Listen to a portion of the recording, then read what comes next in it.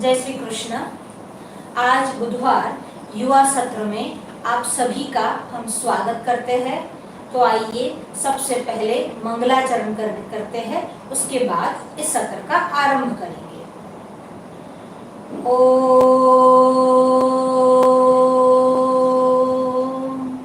नारायणं पद्मभवं वसिष्ठं शक्तिं च तत्पुत्रपराशरं च व्यासं शुकं गौडपदं महन्तं गोविन्दयोगीन्द्रमथस्य शिष्यं श्रीशङ्कराचार्यमथस्य पद्मपादश्च हस्तामलकं च शिष्यं तं तोटकं वर्तिककारमन्यान् अस्मद्गुरुं सन्ततमानतोऽस्मि। शङ्करं शङ्कराचार्यं केशवं बादरायणं सूत्रभाष्यकृतौ वन्दे भगवन्तौ पुनः पुनः।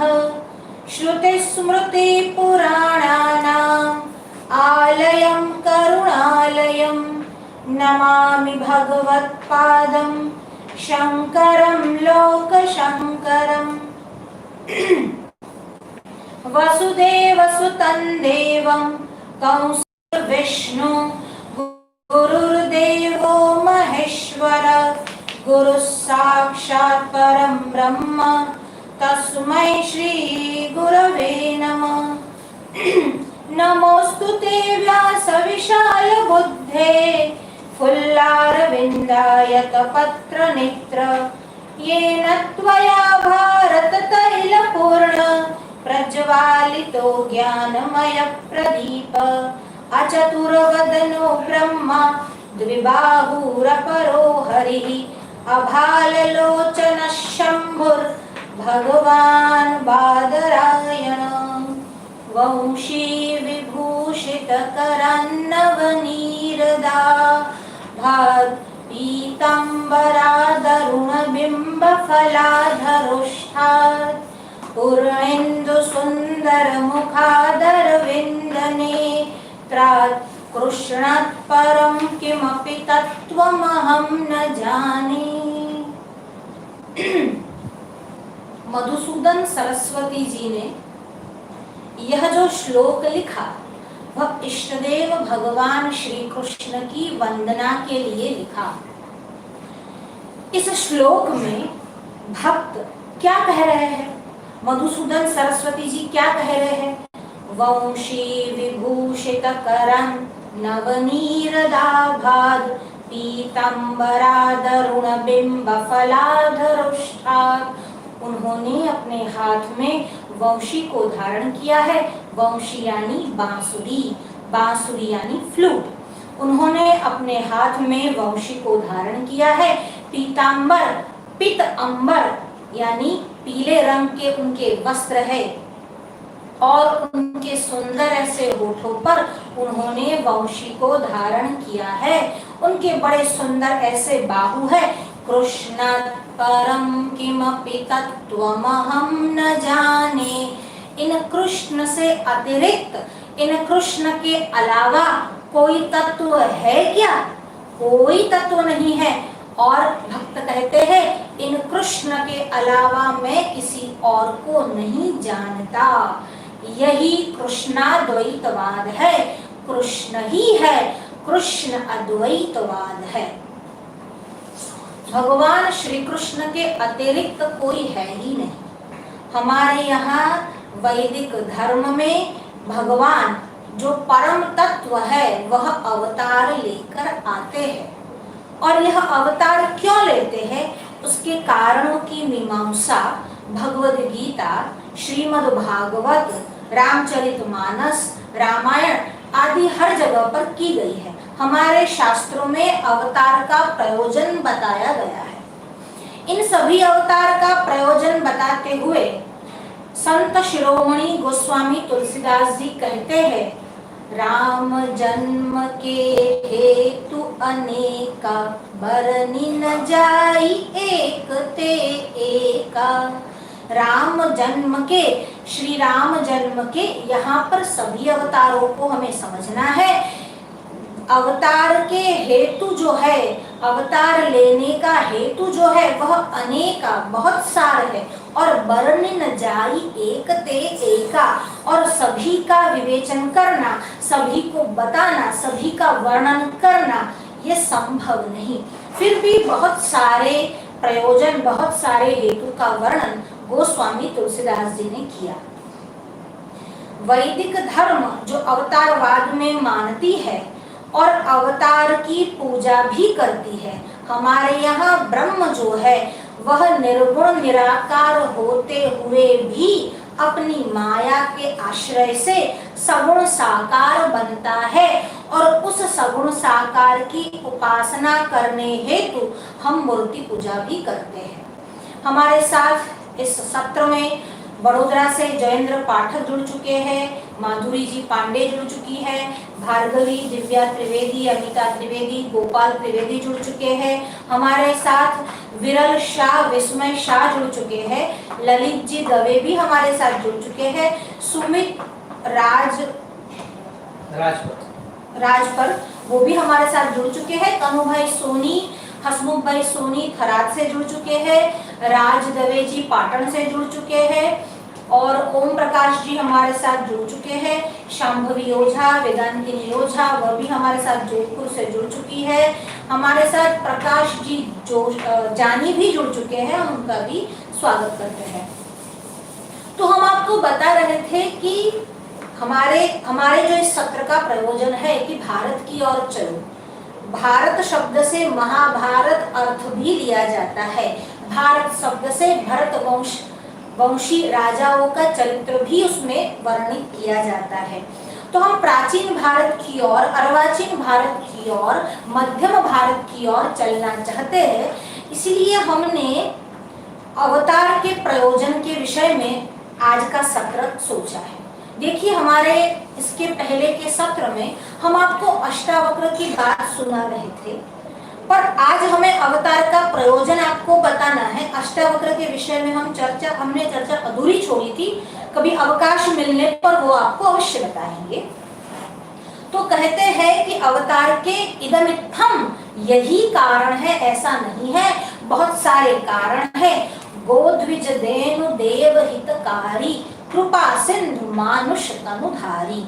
गाय के लिए, वेदों के लिए, ब्राह्मणों के लिए भगवान स्वयं जो परमात्मा है, जो निराकार होते हुए भी भक्त के कारण साकार सगुण होते हैं, वह परमात्मा अवतार लेकर आते हैं। उसी अवतार के कारणों की चर्चा करते हुए बालकांड में गोस्वामी तुलसीदास जी लिखते हैं कि इन सब हेतुओं में एक कारण जो है वह यह है कि पृथ्वी भार हरणाय, पृथ्वी का भार उतारने के लिए भी भगवान अवतार लेकर आते हैं। महाभारत में सभा पर्व आया है। सभा पर्व में युधिष्ठिर के राजसूय यज्ञ की बात चली है। अब जब युधिष्ठिर राजसूय यज्ञ कर रहे होते हैं, देखिए ये कथा हम आपको बहुत संक्षिप्त में सुनाते हैं, हालांकि महाभारत में इस कथा का बहुत विस्तार है। तो कहते हैं कि युधिष्ठिर राजसूय यज्ञ कर रहे होते हैं और भिन्न भिन्न राजा, भिन्न भिन्न आचार्य, भिन्न भिन्न ऋषि, भिन्न भिन्न ऋत्विज और ब्राह्मण वहां पर पधारे। हर किसी को आमंत्रण मिला है और हर कोई वहां पर आया है।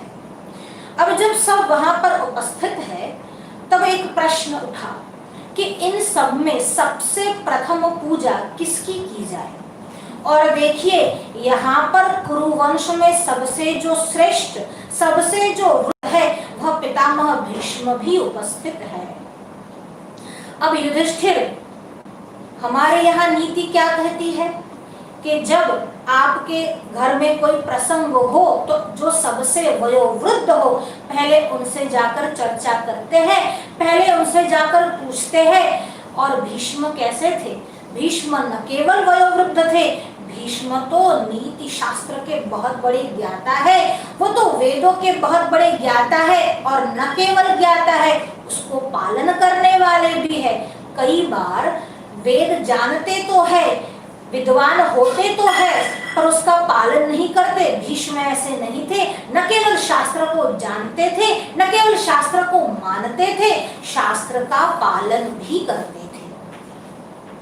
तो अब युधिष्ठिर ने भीष्म से पूछा कि सबसे पहला पूजन, सबसे पहला अर्घ किसको दिया जाए। और भीष्म जो कहते हैं बहुत सुनने लायक है।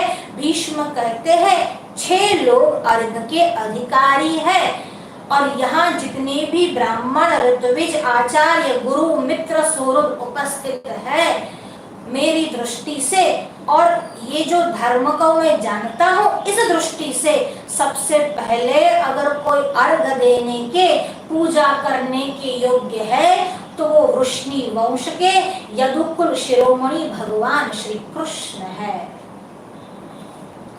अब जब भीष्म ने ये कहा, अब भीष्म ने जब कह लिया कि श्री कृष्ण के अतिरिक्त मुझे और कोई यहाँ पर नहीं लगता जो प्रथम पूजा के योग्य है, युधिष्ठिर ने बात को स्वीकार किया और सहदेव से कहा श्री कृष्ण की प्रथम पूजा हो। देखिए, जब श्री कृष्ण की प्रथम पूजा होने को बताया गया तब कई शिशुपाल वहां पर थे, शिशुपाल वहां पर थे और शिशुपाल को मानने वाले अन्य राजा भी वहां पर थे। आज के युग में ही नहीं, हर युग में कोई न कोई ऐसा मिल ही जाता है जो श्री कृष्ण की निंदा कर लेता है, जो श्री कृष्ण का अपराध कर लेता है। पर श्री कृष्ण का स्वभाव कैसा है? वह अत्यंत करुणावान है। शिशुपाल जैसे अधम को भी उन्होंने 99 बार माफ किया, पर जब 100वां अपराध हुआ तब शिशुपाल को उसकी सजा मिली। अब जब ये कहा गया कि श्री कृष्ण प्रथम पूज्य है, शिशुपाल नहीं माना और शिशुपाल श्री कृष्ण के विरुद्ध भरी सभा में बोलता है और कहता है जहां पर भगवान वेदव्यास उपस्थित है ऐसे ऋषि को छोड़कर श्री कृष्ण की पूजा मुझे योग्य नहीं लगती। कुरुवंश में सबसे श्रेष्ठ और वयोवृद्ध भीष्म जहां पर उपस्थित है उनको छोड़कर मुझे श्री कृष्ण की अग्र पूजा नहीं सुहाती। जहां पर आचार्य द्रोण जो साक्षात धनुर्वेद के अवतार है वे उपस्थित है, उसके पूर्व मुझे श्री कृष्ण की अग्र पूजा नहीं सुहाती। यह जो भीष्म है अब वो वृद्ध हो गए हैं, अब उनकी बुद्धि जो है वह सठिया हुई है। इस प्रकार से निर्लज्ज होकर यह शिशुपाल सभा में बोलने लगा। जब शिशुपाल बोल रहा था भीष्म शांति से सुन रहे थे। भीष्म जानते थे कि इसका जो परिणाम है, इसका जो फल है वो क्या आना है। अब ये शिशुपाल निर्लज्ज की भांति बोल रहा है। सहदेव भी, जब सहदेव ने यह सुना कि यह ऐसा बोल रहा है, सहदेव ने कहा कोई ऐसा है जो भीष्म की बातों का विरोध कर शिशुपाल से जा मिलना चाहता है। अगर शिशुपाल से कोई मिलना चाहता है और श्री कृष्ण के विरुद्ध में आता है तो यह मेरा पांव, यह मेरा चरण उसके लिए उपस्थित है। उस राजा के मस्तिष्क के पर मैं अपना चरण प्रहार करूंगा। और सहदेव जैसे ही जाने लगे भीष्म ने उनको रोक लिया और कहा नहीं नहीं सहदेव, तुम थोड़ा धीरज धरो, तुम देखो आगे क्या हो रहा है। अब शिशुपाल को गुस्सा आया और शिशुपाल अपने मित्रों से सभा को छोड़कर जा रहा था। युधिष्ठिर ने उनको रोकने का प्रयास किया, अनुमोदन किया कि आप यहाँ पर बैठो। भीष्म जो है वह धर्म के ज्ञाता है, अगर उन्होंने इच्छा प्रकट की है तो श्री कृष्ण ही अगर पूजा के योग्य होंगे और कोई राजा ने इनका विरोध नहीं किया है। महर्षि भगवान वेदव्यास ने भी इनका विरोध नहीं किया है। भीष्म की बात युक्ति युक्त है, आप इस प्रसंग को छोड़कर ऐसे न जाइए। और युधिष्ठिर उनको मनाने लगे। जब युधिष्ठिर मनाने लगे तब भीष्म क्या कहता है, इसको यहाँ से जाने दो, क्योंकि सियार कभी भी सिंह का सामना नहीं कर सकता। चाहे कुत्ता जितना भी भौंक ले सिंह के सामने नहीं लड़ सकता। जब तक सिंह सोया हुआ है तब कुत्ते उसके आसपास भौंकते रहते हैं और तब तक वह बोलने का प्रयास करते हैं, पर जैसे ही सिंह उठता है वैसे ही जब तक श्री कृष्ण चुप है तब तक इन सभी कुत्तों को भौंकने दो। अगर इनको जाना है तो जाने दो, पर श्री कृष्ण ही अग्र पूजा के योग्य है। जब भीष्म ने यह कहा, अब शिशुपाल से सहन नहीं हुआ। अब शिशुपाल गाली गलौज बोलता है और शिशुपाल क्या कहता है, तुम इन भीष्म को ब्रह्मचारी समझते हो, ये कोई ब्रह्मचारी नहीं है, ये ब्रह्मचर्य का ढोंग करता है, वस्तुतः ये तो नपुंसक है, इसलिए ब्रह्मचारी बना हुआ है। और जब पितामह भीष्म के लिए ऐसे शब्द शिशुपाल के मुख से निकले, अब भीम से सहन नहीं हुआ, उसने अपनी भ्रुकुटी तान दी, उसका शरीर जो है वो एकदम से लाल हो गया। अब मुख पर इतना क्रोध आया, अपनी गदा को उठाया और उस गदा को उठाकर जैसे ही शिशुपाल के मारने के लिए जाए, पितामह भीष्म ने क्या किया, बाएं हाथ से भीम को पकड़ा। उस समय भीष्म की उम्र 100 वर्ष से भी अधिक थी और भीमसेन का साहस और बल कैसा था, 10,000 हाथियों का बल उस भीम में था। और उस भीम को उस वृद्ध पितामह ने अपने बाएं हाथ से जब पकड़ा तो वो भीमसेन एक कदम आगे नहीं बढ़ सका। भीष्म का सामर्थ्य कैसा होगा, और वह भीष्म जो धर्म के ज्ञाता है, नीति के ज्ञाता है, वह क्या कहते हैं, अग्र पूजा के अधिकारी भगवान श्री कृष्ण है। और आजकल अगर कोई ऐसा कहे कि धर्म की प्रतिस्थापन करने में भगवान श्री कृष्ण फेल हुए हैं, तो जरा यह भीष्म का चरित्र सुन ले।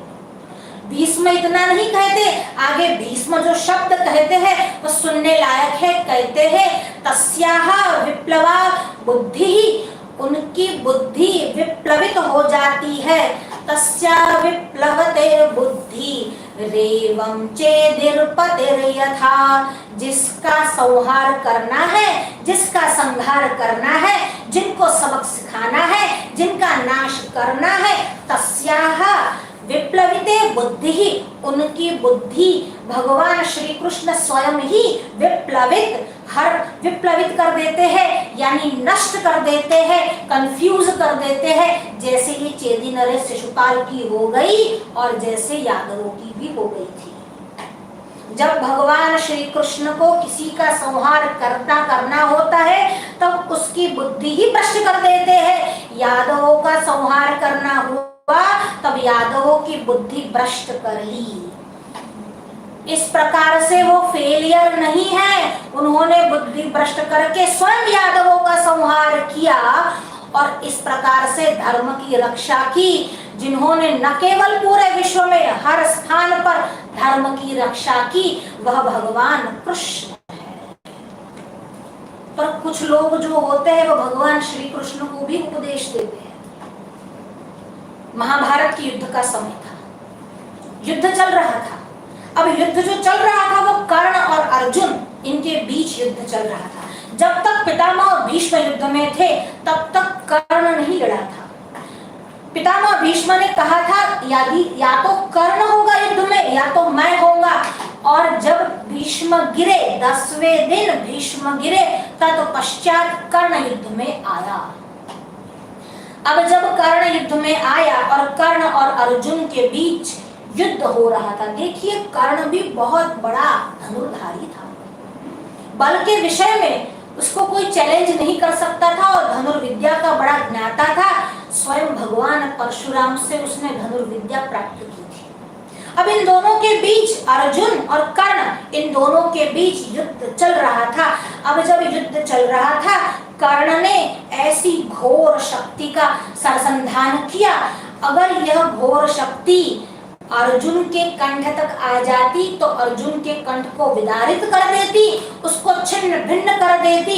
भगवान श्री कृष्ण ने क्या किया, जैसे ही कर्ण ने उस घोर नागास्त्र को छोड़ा, तुरंत ही उस विषैले बाण को देखते ही भगवान श्री कृष्ण ने अपने घोड़ों को इशारा किया और देखिए जो एकदम शार्प जिसको कहते हैं, एकदम तेज घोड़े होते हैं, उनको इशारा ही काफी होता है। भगवान श्री कृष्ण ने जैसे ही घोड़ों को इशारा किया, घोड़ों ने क्या किया, घोड़े जमीन पर बैठ गए, घुटनों के बल जमीन पर गिर गए। अब पूरा जो रथ था वो झुक गया और जैसे ही रथ झुका, वह शक्ति जो थी कंठ में लगने के बदले सर पर से गई और अर्जुन का मुकुट जो था वह भूमि पर गिर गया। भगवान श्री कृष्ण ने कदम कदम पर पांडवों की रक्षा की। जो पांडवों की रक्षा कर सकते हैं, क्या यादवों की रक्षा नहीं कर सकते? अरे पांडवों की सेना के सामने जो दुर्योधन की सेना थी उसमें तो कैसे कैसे लोग थे। भीष्म, द्रोण, तटा, जयद्रथ, जला, गांधार, नीलोपला, शल्य, ग्राहवती, कृपेण वहनी, कर्णेन वेलाकुला, अश्वत्थाम, विकर्ण, घोर मकरा, दुर्योधना वर्तिनी, स्वत्तीर्णा, खड़ु पांडवैरण नदी, कैवर्तक, केशव। अरे कैसे कैसे लोग थे। यादव सेना में तो एक भी ऐसा नहीं था, अगर पूरी यादव सेना खड़ी हो जाए तो भी भीष्म का सामना नहीं कर सकती। भीष्म, द्रोण, तटा, ये जो दुर्योधन रूपी शत्रु की नदी थी उसमें दो किनारे यानी दो तट थे। भीष्म, द्रोण, तटा, जयद्रथ, जला, और उस नदी में जो जल था जयद्रथ रूपी जल था। भीष्म, द्रोण, तटा, जयद्रथ, जला, गांधार, नीलोपला, और उसमें बीच बीच में जो चट्टानें आती थी वह गांधार नरेश शकुनी जैसा था। गांधार, नीलोपला, शल्य, ग्राहवती, कृपेण वहनी, और शल्य नामक जो सेनानी था, जो सैनिक था, जो महारथी था, सैनिक क्या था, जो महारथी था वो कैसा था, ग्राहवती यानी बड़ा ग्राह हो, जो गज को भी छीन कर ले जाए, बड़ा मगरमच्छ था, बड़ा घड़ियाल था। शल्य, ग्राहवती, कृपेण वहनी, और जो उस दुर्योधन नामक शत्रु की जो नदी का वेग था वो कौन थे, कृपाचार्य थे। कृपेण वहनी, कर्णेन वेलाकुला, और कर्ण जो था वो कौन था, वो जो नदी में वमन बनते हैं, वो जो नदी में वनपुल होते हैं, ऐसे जो वेलाकुल थे वो स्वयं कर्ण था। और अश्वत्थाम, कर्ण, घोर मकरा, और घोर मकर, मकर यानी जो आपको पूरा निगल जाए ऐसे बड़े बड़े जो मगरमच्छ थे वो कौन थे, अश्वत्थाम, विकर्ण, घोर मकरा, दुर्योधना वर्तिनी, स्वत्तीर्णा, खलु पांडवैरण नदी। उस पांडवों की शत्रु नदी को भी अगर पार किसी ने लगाया तो कौन था, कैवर्तक, केशव, भगवान श्री कृष्ण थे जिन्होंने इस शत्रुओं की नदी से भी पांडवों को बाहर निकाला। सात्यकी भगवान श्री कृष्ण को पूछता है, कर्ण के पास ऐसी एक शक्ति थी जिसके कारण कोई भी उसके सामने टिक नहीं सकता था, और उस शक्ति का प्रयोग कर्ण ने अर्जुन के सामने क्यों नहीं किया? और जो भगवान जवाब देते हैं वो सुनने लायक है। भगवान श्री कृष्ण कहते थे, मेरी त्रिभुवन मोहिनी जो माया थी उस माया से मोहित करते हुए मैं अपनी बात नहीं बता रही, मैं अपना मंत्र में नहीं बता रही, महाभारत में ये आया है। और सात्यकी को भगवान ये बताते हैं कि मेरी जो त्रिभुवन मोहिनी माया है उस माया से मैंने कर्ण को मोहित कर रखा था, इसीलिए कर्ण जानते हुए भी, शक्ति को प्रयोग जानते हुए भी अर्जुन के सामने मोह के वश न कर सका। और जब वह उस शक्ति का उपयोग करने के लिए, प्रयोग करने के लिए लालायित हुआ, उसके सामने भगवान ने घटोत्कच को भेज दिया। क्या कर्ण की शक्ति के सामने घटोत्कच जो भेज सकते हैं वो यादवों को नहीं बचा सकते थे? अगर वो चाहते तो यादवों को बचा ही सकते थे, पर वो स्वयं चाहते थे कि यदुकुल का संहार हो। कर्ण और अर्जुन के बीच में युद्ध चल रहा है। अब परिस्थिति ये आई कि कर्ण का रथ का पहिया जो था वह भूमि में धंस गया। जब यह पहिया भूमि में धंस गया और कर्ण रथ से नीचे उतरा और उस भूमि के पहिए को बाहर निकालने के लिए जाए, और भगवान श्री कृष्ण ने अर्जुन को कहा, अर्जुन सरसंधान करो, कर्ण का वध करो। अर्जुन ने कहा, प्रभु अभी तो वो रथ पर सवार नहीं है, उसके हाथ में शस्त्र नहीं है। कहा, अर्जुन बाण चलाओ। और अर्जुन जैसे ही बाण चलाने को उद्यत हुआ, कर्ण बोलता है, अरे अर्जुन तू बड़ा कायर है, तू श्री कृष्ण की बात में आ गया, तुझे धर्म की समझ नहीं है। मैं अभी रथ पर सवार नहीं हूँ, मेरे हाथ में हथियार नहीं है, मेरे हाथ में अस्त्र शस्त्र नहीं है, और तू मुझ पर बाण चला रहा है। तुम्हें धर्म नहीं पता, तुम धर्म के नहीं जानते, और श्री कृष्ण तुम धर्म स्थापना करने आए हो और तुम धर्म को नहीं जानते। जैसे आजकल कोई बकवास करता है वैसे कर्ण ने भी बकवास की कि तुम धर्म को नहीं जानते श्री कृष्ण। अरे श्री कृष्ण धर्म को जानते नहीं, श्री कृष्ण जो करते हैं वही धर्म है। और श्री कृष्ण ने कर्ण को जो उत्तर दिया वह सुनने लायक है। और श्री कृष्ण कहते हैं कर्ण तू धर्म की बात कर रहा है, तू धर्म की दुहाई दे रहा है। कौरवों के साथ मिलकर जब द्रौपदी एक वस्त्र में थी उसको सभा में खींचकर लाने का आदेश दिया तब तू दुर्योधन के साथ था। जब युधिष्ठिर जो जुए जानने की विद्या से अजान थे, जुआ खेलना जिसको नहीं आता था उसको शकुनी ने छल से हराया, तब तू शकुनी के साथ था। कर्ण तू धर्म की दुहाई दे रहा है। जिसने आज तक कभी धर्म का पालन ही नहीं किया वो धर्म की दुहाई दे रहा है। अरे यदा रजस्वलम कृष्णम दुस्साहसनवशे स्थिताम सभाया प्राह कर्ण पते धर्मस्तदागतः। यदा रजस्वलम कृष्ण, अरे द्रौपदी रजस्वला थी और उसको सभा मध्य में खींच कर लाया गया और उस समय कर्ण तू बड़े बड़े प्राहस सभाया, सभा में बड़े बड़े अट्टहास कर रहा था, तब तेरा धर्म कहाँ गया था कर्ण? जब उस द्रौपदी को तू बार बार आंखों से देख रहा था जिसके पास आने की हिम्मत वायु देवता भी नहीं कर सकता, उस द्रौपदी को निकट से तू देख रहा था, तब तेरा धर्म कहाँ गया था कर्ण?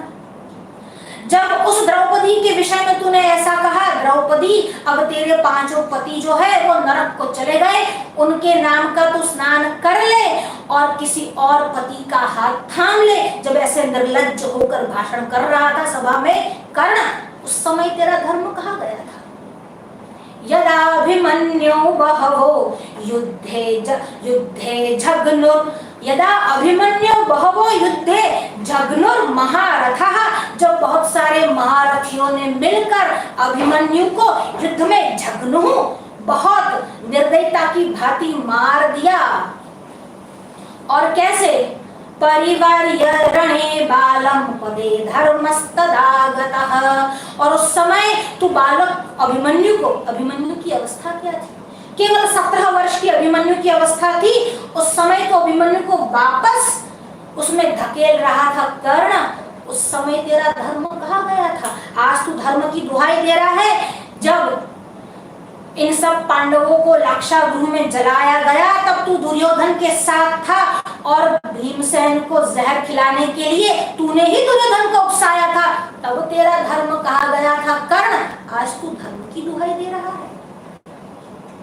ऐसे अधार्मिक ऐसे कर्ण को भगवान ने अर्जुन के हाथों मराया। क्या भगवान कभी कर्ण के पत्नी की क्षमा याचना करेंगे? निर्लज्ज होकर आप कुछ भी बोल रहे हो। आपने न महाभारत पढ़ी, न महाभारत देखी, न महाभारत सुनी और अपने वक्तव्य में व्यासपीठ को कलंक लगाते हुए यह कह रहे हो कि श्री कृष्ण ऐसे विलाप करते हैं कि मुझे कर्ण की पत्नी से क्षमा याचना करनी है। अरे श्री कृष्ण ने कहा कर्ण को मारो, और श्री कृष्ण दो बातें नहीं करते, श्री कृष्ण एक ही बात करते हैं। जब कर्ण को मारने के लिए कहा तब तो कर्ण की पत्नी से क्षमा याचना करने की बात ही नहीं आती। आपने कोई नॉवल पढ़ ली है, आपने अपने वृद्धत्व का चरित्र चित्रण श्री कृष्ण के नाम पर झोंक दिया है। श्री कृष्ण का नाम लेकर सामान्य वृद्ध का चरित्र चित्रण करके आपने श्री कृष्ण के ऊपर आक्षेप किया, बलराम के ऊपर आक्षेप किया, द्वारिका को ऐसी नगरी बताया। अरे द्वारिका नगरी कैसी है? ऐसा कहते हैं श्री कृष्ण ने मन में विचार किया कि द्वारिका नगरी में रहने पर यादवों की मृत्यु नहीं होगी, क्योंकि द्वारिका नगरी में कभी भी मृत्यु का प्रवेश नहीं हो सकता, यहाँ मौत का प्रवेश हो ही नहीं सकता, इसीलिए इसके बाहर ले जाना है। जिसमें मौत का प्रवेश नहीं उसमें अधर्म फैल गया। द्वारिका की सड़कों पर, राजमार्गों पर अधर्म फैल गया। अरे कहाँ से पढ़ कर आए तुम ये सब? और नहीं पढ़ा था, नहीं जाना था, आपकी गति नहीं थी तो चुप रहते। बड़बड़ाहट करने की क्या आवश्यकता थी? जिह्वाया छेदनम नास्ति, जीभ जो है वह कट नहीं जाती। न तालुहु पतनात् भयम, और ये जो तालु है वो गिर नहीं पड़ता। निर्लज्जो कौन पंडित, तो निर्लज्ज की भांति बकवास करने में ज्यादा क्या है। और आप चिल्ला चिल्ला कर कह रहे हो कि व्यासपीठ से ये कहता हूँ, व्यासपीठ से ये कहता हूँ। व्यासपीठ है कहाँ, रही कहाँ व्यासपीठ। जब व्यासपीठ से व्यास दर्शन ही नहीं गया, व्यासपीठ से व्यास विचार ही नहीं गया, तो व्यासपीठ रही कहाँ। व्यासपीठ वह है जो शास्त्र की बात बोलता है, शास्त्र सम्मत विचार जहां से प्रदर्शित होता है। अगर कोई बिल्ली सिंहासन पर जाकर बैठ जाए, कुत्ता सिंहासन पर जाकर बैठ जाए, तो वह राजा नहीं हो जाता। वैसे ही कोई भी व्यासपीठ पर चढ़ जाए तो व्यास नहीं हो जाता। इसलिए व्यास दर्शन, व्यास विचार और शास्त्र सम्मत बात करने वाले ही व्यासपीठ के अधिकारी है। श्री कृष्ण ने बार बार धर्म की स्थापना की है। अरे जो श्री कृष्ण का नाम ले ले वो फेल नहीं होता। श्री कृष्ण का फेल होना सपने में ही सोच लो आप। सारी दुनिया में केवल एक ही व्यक्ति को श्री कृष्ण रोता हुआ दिखाई दिया, बाकी श्री कृष्ण का नाम लेने पर व्यथा दूर हो जाती है। श्री कृष्ण का नाम लेने पर विष भी अमृत हो जाता है। अरे पितामह भीष्म जो इतने बड़े धनुर्धारी थे, न केवल बल, न केवल ज्ञान, न केवल विद्वा, न केवल विद्वत्ता, सब में जो अग्रगण्य थे वो स्वयं भगवान श्री कृष्ण की अग्र पूजा का विधान करते हैं। अरे सुदामा के जाने पर श्री कृष्ण ने जो व्यवहार किया, देखिए मित्र को अर्घ्य देना होता है, पर प्रोटोकॉल क्या है कि अगर क्षत्रिय राजा के वहां ब्राह्मण आए तो अर्घ्य देना है। आपने राम जी को वशिष्ठ का पांव धोते हुए सुना या देखा या पढ़ा होगा, पर कभी वशिष्ठ ने पांव धोए हो ऐसा सुना, ऐसा देखा कभी आपने?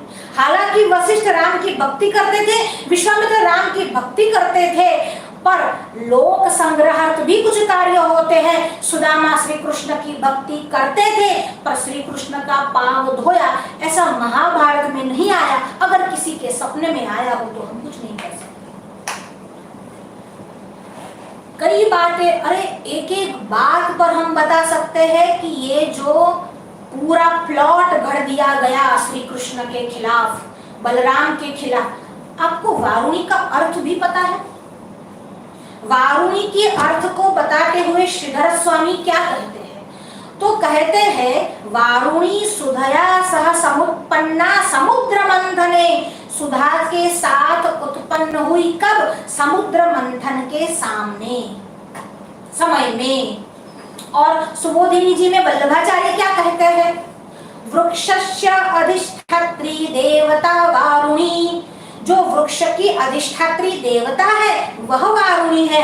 अब इनको वारुणी भी मदिरा लगती है, इनको वारुणी भी सामान्य मदिरा लगती है। इनको वारुणी जो है और मदिरा जो है उसका भेद पता नहीं है। और बलराम जी ने वारुणी का पान किया। और कौन सी है? वरुण तनया। वरुण ने अपनी पुत्री को बलराम जी के लिए उपस्थित किया। अब वृक्ष की अधिष्ठात्री देवी, अगर आप और कुछ नहीं जानते, आपके पास अगर संस्कृत इंग्लिश डिक्शनरी हो तो वारुणी का अर्थ खोलकर देख लीजिए। उसमें एक अर्थ जो जी दिया है वह है स्पिरिचुअस। स्पिरिचुअस यानी आध्यात्मिक, धार्मिक भी अगर समझना चाहो तो स्पिरिचुअस लिकर। इसलिए वारुणी को सामान्य मदिरा, साधारण मदिरा मत समझो। वारुणी एक पान है।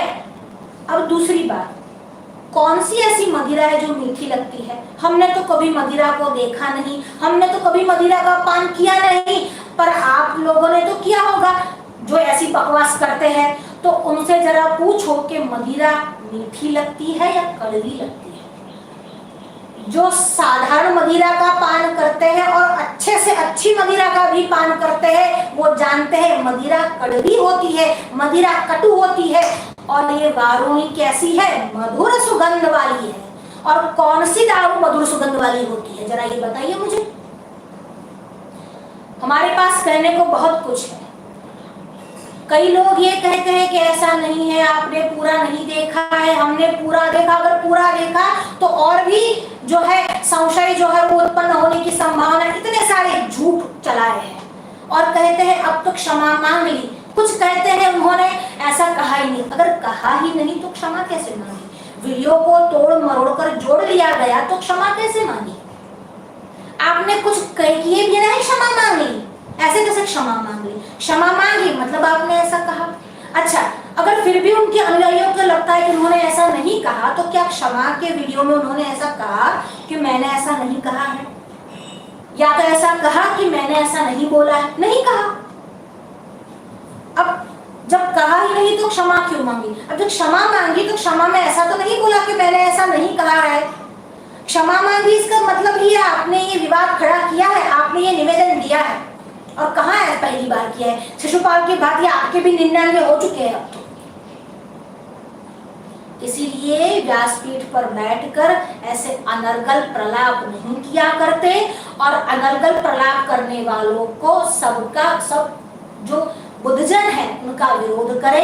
हम ऐसा नहीं चाहते। अगर कोई क्षमा मांगता है तो क्षमा देना उचित होगा, पर पहले तो ऐसे अनर्गल प्रलाप करने ही नहीं चाहिए जब आप व्यासपीठ पर बैठे हो। व्यासपीठ की गरिमा का ध्यान रखना चाहिए, झूठ नहीं बोलना चाहिए, जब भी बोलना चाहिए सब प्रमाण बोलना चाहिए। और सत्य बोलने, कभी कभी सत्य बोलने पर भी प्रॉब्लम हो सकती है, पर सत्य कैसा बोलना चाहिए? जो कन्विंसिंग लगे ऐसा सत्य बोलना चाहिए, क्योंकि हर जगह पर जल्दबाजी काम नहीं आती। अगर सत्य है तो उसके पीछे जो रहस्य है उसको भी तो बताओ। अगर यादवों ने मद्यपान किया तो उसके पीछे जो कारण है वह भी तो दर्शाइए आप। और किसी भी ग्रंथ में, किसी भी शास्त्र में ऐसा नहीं लिखा कि उन्होंने लड़कियों की छेड़खानी की। अरे जो कथाएं आपने बनाई, मेरी विधवा पुत्र, वधू और पुत्री बाहर नहीं जा सकते क्योंकि यादव की जो सेना है, जो यादवी प्रजा है, इतनी निर्लज्ज हो गई है। कहाँ पढ़ के आए ये सब आप? ऐसी झूठ चलाई आपने, वो भी अभिनय कर कर कर ऐसी झूठ चलाई कि सामने जो लोग, अरे खुद व्यासपीठ पर बैठने वाले ही महाभारत नहीं पढ़ के आते, अब सामान्य लोग, साधारण लोग, जनता कहाँ पढ़ने जाएगी? अब जनता इन्हीं को सुनेगी तो यही समझेगी कि हमारे अवतार ऐसे थे, हमारे यहाँ अवतारी पुरुष का जो परिवार था वो ऐसा था। ऐसा करने की क्या आवश्यकता पड़ी?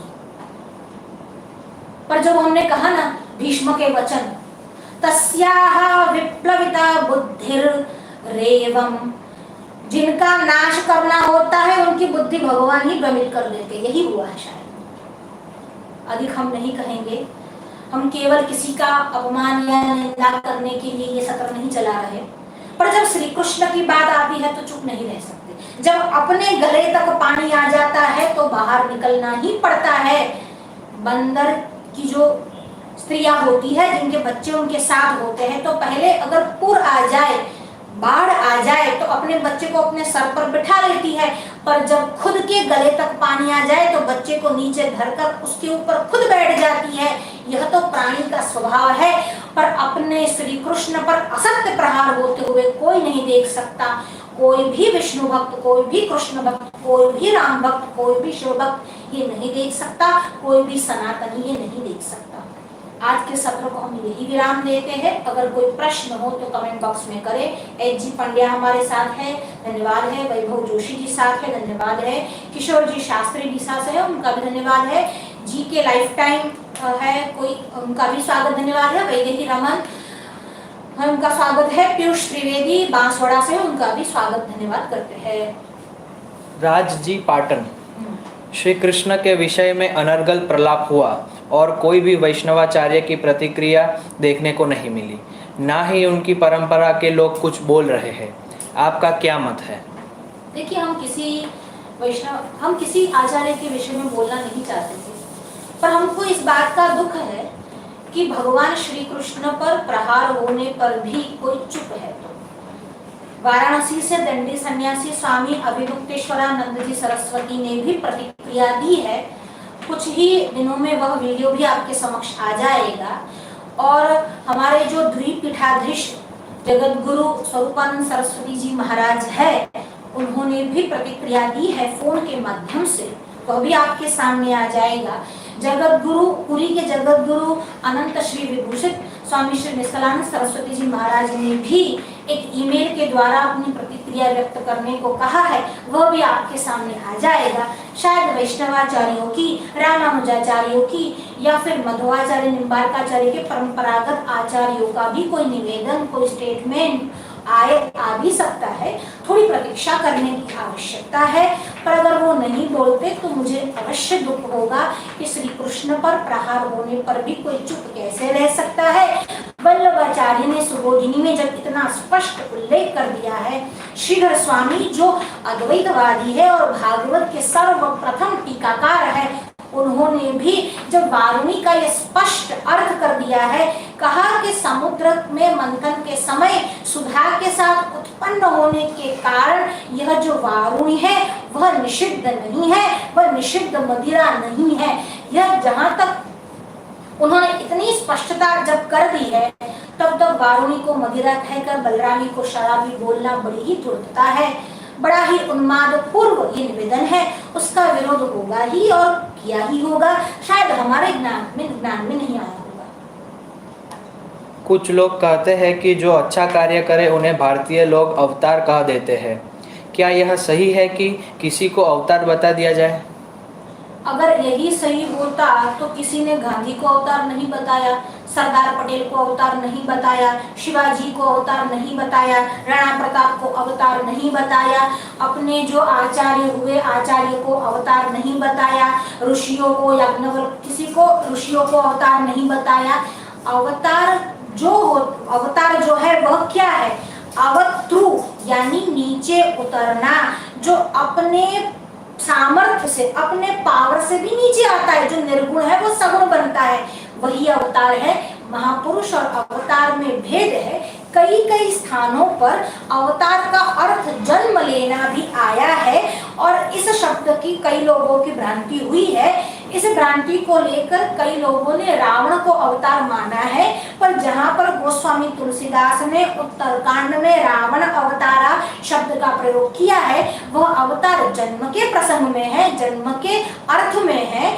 तो जन्म लेना उस समय अवतार जन्म की बात है, और ये जो रावण है वह जय विजय का ही जन्म है, उसका ही पूर्व जन्म जय विजय था और जन्म लेकर आया है सनत कुमारों के शापवश।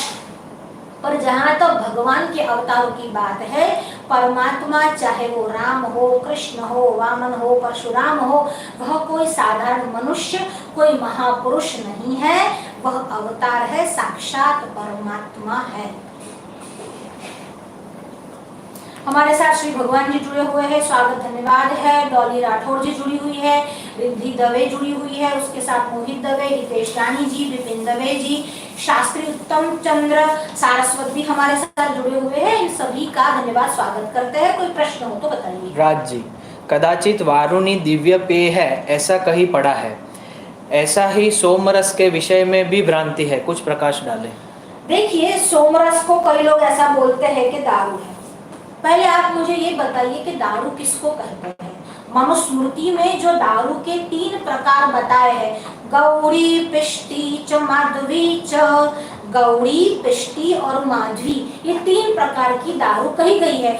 इन तीनों में से न तो कहीं वारुणी आई है, न ही कहीं सोमरस आया है। तो कहते हैं कि गौड़ी किसको कहते हैं कि गुड़ डालकर, नवसार आदि डालकर जो बनाई जाए उसको कहते हैं गौड़ी। फिर एक होती है पिष्टी, जो धान्य को पीस कर बनाई जाए, और तीसरी होती है माधवी, जो ताड़ आदि वृक्ष है, महुआ आदि वृक्ष है, उसके वृक्ष में से निकलते हुए रस से बनाई जाए।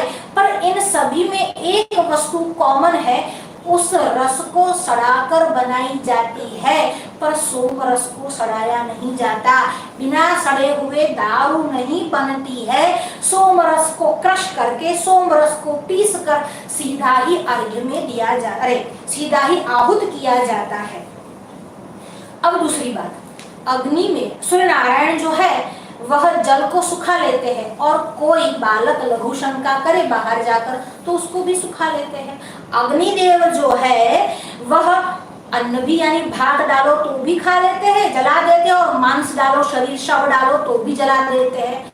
शव को जला लेने पर अग्नि जो है वह अपवित्र नहीं होता। देवताओं की बात भिन्न है और मनुष्यों की बात भिन्न है। हमारे लिए जो देवताओं के लिए वर्ज्य नहीं हो वो हमारे लिए वर्ज्य हो भी सकता है। उनको उनकी तो वृद्धावस्था भी नहीं, क्या हमारी वृद्धावस्था नहीं है? उनके लिए जो कॉन्स्टिट्यूशन है, जो लॉ है, वही हमारे लिए वो आवश्यक नहीं है। सोमरस को सड़ाया नहीं जाता, सोमवल्ली को सीधा ही पिसकर रस डाला जाता है।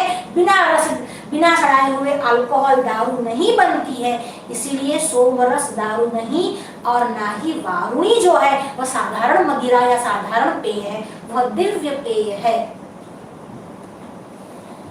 India TV okay. तो हमारे साथ ये सब लोग सम्मिलित थे, उपस्थित थे, हम सभी का स्वागत धन्यवाद करते हैं। अगर कोई प्रश्न है तो जल्दी बताएं। तो ઉજ્જવલ શુક્લા વડોદરા રમેશભાઈ ઓઝાએ પણ સમર્થન આપ્યું કે બાપુએ કંઈ પણ ખોટું નથી બોલ્યા। देखिए, किसने समर्थन दिया उससे उनकी बात सच या झूठ साबित नहीं होती। सच या झूठ का निर्णय किसी व्यक्ति के समर्थन से नहीं होता, शास्त्र के समर्थन से होता है। और शास्त्र का समर्थन हो तो बात बताइए, अगर शास्त्र में कहीं ऐसा लिखा हो तो बताइए, वरना आप भी चुप रहिए। श्री भगवान वाराणसी से अति सुंदर समायोजन पूर्ण व्याख्यान, नवीन अपठित विचारों की दुहाई देने वाले को निरुत्तर कर दिया। व्यासपीठ की मर्यादा को नष्ट करने वालों को आपने अच्छा जवाब दिया। बहुत बहुत धन्यवाद है आपका श्री भगवान जी। इनसे हमारा बहुत ही आदरपूर्ण संबंध है। बहुत ही अच्छे विद्वान हैं, ये भी वेदांत के बहुत बड़े जानकार हैं। आपने हमारा उत्साहवर्धन किया, इसके लिए आपका हम धन्यवाद करते हैं। राज जी पाटन, रामापीर साईं बाबा आदि को अवतार या भगवान बताकर पूजा की जाती है, तो क्या उन्हें भगवान नहीं कह सकते? देखिए, साईं बाबा को भगवान कहना तो बहुत ही बुद्धि का ह्रास हो तो ही कह सकते हैं। साईं बाबा के विषय में हमारे जगत गुरु परमादरणीय अनंत विभूषित स्वरूपानंद सरस्वती जी महाराज ने भी बहुत प्रकाश डाला है, बहुत बार कहा है। उस विषय में हम बार बार नहीं कहेंगे, पर साईं ना कोई अवतार है और ना ही वह सनातन धर्मावलंबी थे। दूसरी बात रही रामापीर की, ये पीर शब्द बाद में जुड़ा गया है। वह क्षत्रिय थे और क्षत्रियों का जो कर्तव्य है वह क्या होता है? वह गाय की रक्षा करते हैं, ब्राह्मणों की रक्षा करते हैं, गवार्थे द्विजरक्षणार्थे, गाय की रक्षा के लिए, ब्राह्मणों की रक्षा के लिए क्षत्रिय हमेशा तत्पर तैयार रहते हैं। इसीलिए जब शिवाजी का स्वागत करना होता है या महाराणा प्रताप का स्वागत करते थे और बिरदावली गाई जाती थी, तब कहा जाता था गो द्विज प्रतिपालक, गो ब्राह्मण प्रतिपालक। इसीलिए उन्होंने भी गायों की, ब्राह्मणों की रक्षा की, इसीलिए वह आदर के पात्र है। पीर शब्द पीछे से घुसेड़ दिया गया है, इसीलिए रामा पीर शब्द नहीं है, पर फिर भी आदरणीय वह है। पर उनकी पूजा करना या मंदिर बना, हम उसके समर्थन में नहीं। हमारे साथ जनार्दन जी ओझा जुड़े हुए हैं, मनु महाराज जी जुड़े हुए हैं, योगेश शर्मा जी जुड़े हुए हैं, प्रथम पटेल जुड़े हुए हैं, बीमल सोनी, मनीषा सोनी जुड़ी हुई है, उनका भी हम धन्यवाद करते हैं। कोई और प्रश्न? राज जी, तो हम क्या व्यास और शंकराचार्य को भगवान क्यों बोलते हैं? देखिए, हम भगवान वशिष्ठ ऐसा भी बोलते हैं, हम भगवान वेदव्यास बोलते हैं, हम भगवान वाल्मीकि बोलते हैं। और अगर आपने शंकराचार्य की परंपरा में कभी अंदर मठ में या फिर आप कभी उनके सेशन में गए हो, तो जो उनके शिष्य होते हैं वो भी उनको भगवान बोलते हैं। वहाँ पर भगवान एक रेवरेंड पर्सनालिटी के लिए उद्बोधन है। वहाँ भगवान शब्द जो आया है वह उस भगवान यानी अवतार के लिए नहीं आया है, वह भगवान उद्बोधन करके आया है। और दूसरी बात, जब गुरु को आप सर्वस्व समझ लेते हो तो भगवान का उद्बोधन करते हो। और बात रही भगवान वेदव्यास की, तो उसमें तो भागवत जी प्रमाण है। व्यास जो है वह तो साक्षात नारायण है, व्यासो नारायण स्वयं। अब जब व्यास स्वयं नारायण है तो क्या उनके लिए भगवान हम नहीं बोल सकते? दूसरी बात, कितने भी पुराण आप पढ़ लो, उसमें जो व्यास की जो चरित्र आया है या वर्णन आया है उसमें आप जानोगे कि कृष्ण द्वैपायन व्यास स्वयं भगवान के अवतार है। भगवान के जो 27 अवतार हुए हैं उसमें भगवान वेदव्यास है। और वैसे ही जो भविष्य पुराण आया है उसमें भगवान जो आद्य शंकराचार्य है उनके लिए कहा गया है शंभुर्मूर्तिश्चरति भुवने शंकराचार्य रूपा। भगवान शंकराचार्य कोई महापुरुष नहीं, वेदव्यास कोई महापुरुष नहीं, उसमें शास्त्र प्रमाण है कि वह अवतार है। कोई अंशावतार होते हैं, कोई पूर्णावतार होते हैं। श्री कृष्ण पूर्णावतार है। कोई आवेशावतार होते हैं, कोई अंशावतार होते हैं। अरे भगवान श्री कृष्ण ने द्रौपदी की लाज बचाने के लिए चिरावतार वस्त्र का रूप धारण किया। चिर भी, जड़ वस्तु भी भगवान के रूप में आई और द्रौपदी की रक्षा की। प्रदीप शास्त्री जी जुड़ी हुई है, उनका स्वागत, शास्त्री जी जुड़े हुए हैं, उनका स्वागत करते हैं। लता जी पांडे वाराणसी से, उनका भी धन्यवाद करते हैं। और हमारे साथ मंजू दवे, साक्षी दवे, कौटिल्य दवे, अवनी दवे, जानवी दवे, सब दवे परिवार जुड़ा हुआ है, उनका भी स्वागत करते हैं। सुंदर जी सीहोर से जुड़े हुए, उनका भी स्वागत है। प्रखंड परशुराम सेना भी जुड़ी हुई है, उनका भी स्वागत करते हैं। क्या आचार्य शंकर भी अवतार है? बिल्कुल, शंभुर्मूर्तिश्चरति भुवने हमने ही कहा, शंभु भगवान शंकर ही साक्षात, इसके लिए शास्त्र प्रमाण है। आप माधवीय शंकर दिग्विजय पढ़ लो। और दूसरी बात, थोड़ा विचार करो, जिस ब्रह्म सूत्र को पढ़ने में पूरा जन्म भी चला जाए, उस ब्रह्म सूत्रों पर भाष्य किसने किया? भगवान आद्य शंकराचार्य ने। और उस समय उनकी अवस्था क्या थी? केवल 16 वर्ष की थी। और उनका आयुष्य ही 32 वर्ष का, 32 इयर्स का था। 32 इयर्स अगर लग जाए तो केवल ब्रह्म सूत्र भी नहीं पढ़ा जाता। 32 इयर्स में तो उन्होंने कितने, अरे 300 ग्रंथ लिख दिए। 11 उपनिषदों पर भगवान आद्य शंकराचार्य का भाष्य है। अगर व्यास को समझना है तो शंकर को समझना ही पड़ेगा। ये कृष्ण एक विष्णु है, एक केशव है और दूसरे जो है वह शंकर है। शंकरम शंकराचार्यम केशवम बादरायणम। केशव बादरायण है और शंकरम शंकराचार्यम सूत्र भाष्य कृतौ वंदे। और एक सूत्रकार है तो दूसरे भाष्यकार है, एक भगवान सूत्रकार है तो दूसरे भगवान भाष्यकार है। इसलिए यह दोनों भी भगवान है और दोनों ही एक शंकर के और दूसरे विष्णु के अवतार है। तभी ये साहित्य मिला, बाकी किसी की हैसियत नहीं। अरे बादरायण के साहित्य को समझ ले तो भी जन्म सफल हो जाए। जिगर व्यास जी हमारे साथ शामिल है, उनका स्वागत है। प्रशांत श्रीमाली जी, उज्ज्वल शुक्ला, हरीश दवे, विपिन दवे, दिलीप दवे, उन सभी का स्वागत धन्यवाद है।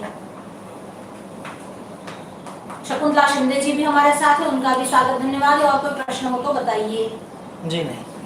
तो आज यही सूत्र, हमारे सत्र को हम यही विराम देते हैं। देखिए, हम भी कोई शास्त्र के बहुत बड़े ज्ञाता नहीं, पर जितना भी हमको गुरु परंपरा में, कुल परंपरा में प्राप्त हुआ है, उसमें शास्त्र की बातों को बताना, अपना मत न जोड़ना, यही सोचकर आप सभी के सामने हम आते हैं।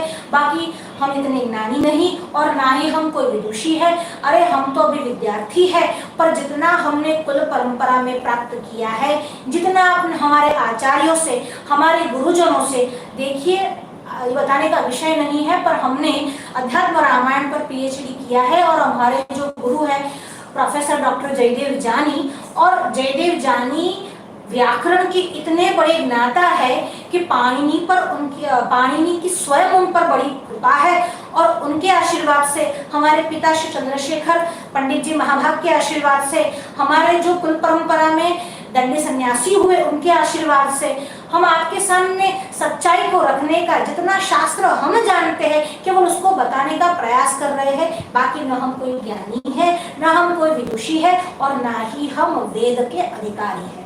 यही विराम देते हैं। जय श्री कृष्ण।